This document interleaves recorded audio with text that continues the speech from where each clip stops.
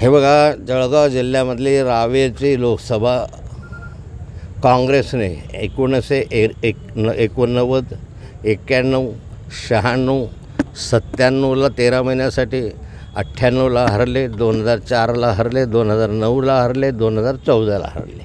म्हणजे इतक्या वेळा काँग्रेस उभी राहूनसुद्धा या ठिकाणी सातत्यानं हरत गेली. आणि हे हरण्याचे म्हणजे हे जे आहेत ते आत्ता 2014ला जवळपास 4.5 लाख मताधिक्यानं हरले. आता 2019ला ते 3 लाखाच्या वर मताधिक्यानं हरले. पण आमची विनंती त्यांना अशी आहे की एक वेळ ही जागा राष्ट्रवादीला द्या. 10 वेळा तुम्ही निवडणुका या ठिकाणी सातत्यानं हरले 3-3 लाखाच्या 4-4 लाखाच्या मताधिक्याने. त्यामुळे आग्रह आमचा आहे की या ठिकाणी आता राष्ट्रवादीला द्यावे हा आग्रह आहे. आता हा निर्णय जो आहे तो इंडिया आघाडीच्या बैठकीमध्ये होईल. याच्यावर अद्याप निर्णय झालेला नाही आहे. जर राष्ट्रवादीला ही जागा मिळाली तर राष्ट्रवादीच्या माध्यमातून निवडणूक लढवली जाईल. राष्ट्रवादीला जागा मिळाली आणि मला तिकीट राष्ट्रवादीने दिलं तर माननीय जयंत पाटलांनी सांगितल्याप्रमाणे या रावेरच्या लोकसभेचं धनुष्यबाण उचलण्यास मी तयार आहे. चला. तर सगळेच BJPच्या विरुद्धच्या सर्व पक्षांची इंडिया आघाडी झालेली आहे. इंडिया आघाडीमध्ये अजून एकत्रितपणे बसून कुठल्याही जागेचा निर्णय झालेला नाही आहे. पण हे सगळं असताना आदरणीय सन्माननीय खडसे साहेबांनी जे काही वक्तव्य केलं आहे त्या वक्तव्यामध्ये त्यांना ज्या पद्धतीने जयंत पाटलांनी सांगितलं की तुम्ही रावेर लोकसभेचं शिवधनुष्य उचला, याचा अर्थ की इंडिया आघाडीमध्ये ही जागा काँग्रेसला जाणार आहे आणि म्हणून तुम्ही आघाडीचा धर्म पाळा आणि ती जागा निवडून आणा, असा त्याचा अर्थ आहे.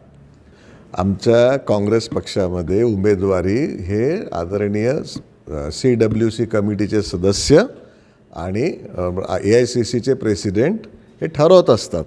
त्यामुळे ते जो उमेदवार देतील ते आमच्या काँग्रेसचा उमेदवार असतो. मी पण असं म्हणू शकत नाही की मी उमेदवार आहे म्हणून. दादा, तुम्ही आता गेल्या वेळेस माझी खासदार आहात, म्हणजे तुम्ही खासदारकी म्हणून निवडणूक लढून विजय मिळवून दिलेला आहे. तर एक चेहरा म्हणून तुमच्याकडे पाहिलं जातं आणि चर्चासुद्धा आहे की ही निवडणूक तुम्ही लढवाल तर पक्षाकडून तुम्हाला संधी मिळायला असं वाटतं. नाही, अजून मी तुम्हाला तेच सांगतो की आमच्या पक्षाकडून जो आदेश होईल तो आम्ही स्वीकारू. काँग्रेस पक्षाची आमची तयारी म्हणून तर आम्ही नाना पटोले साहेबांचे एवढे कार्यक्रम घेतलेत.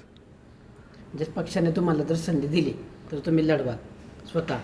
पक्ष जे ठरवेल ते आम्ही करायला तयार आहोत. अजून इंडिया आघाडीची बैठकच राहिली आहे ना. तर तुमची भूमिका काय राहील? समजा इंडिया आघाडीमध्ये जो आघाडीचा धर्म आहे तो आम्ही पाळू.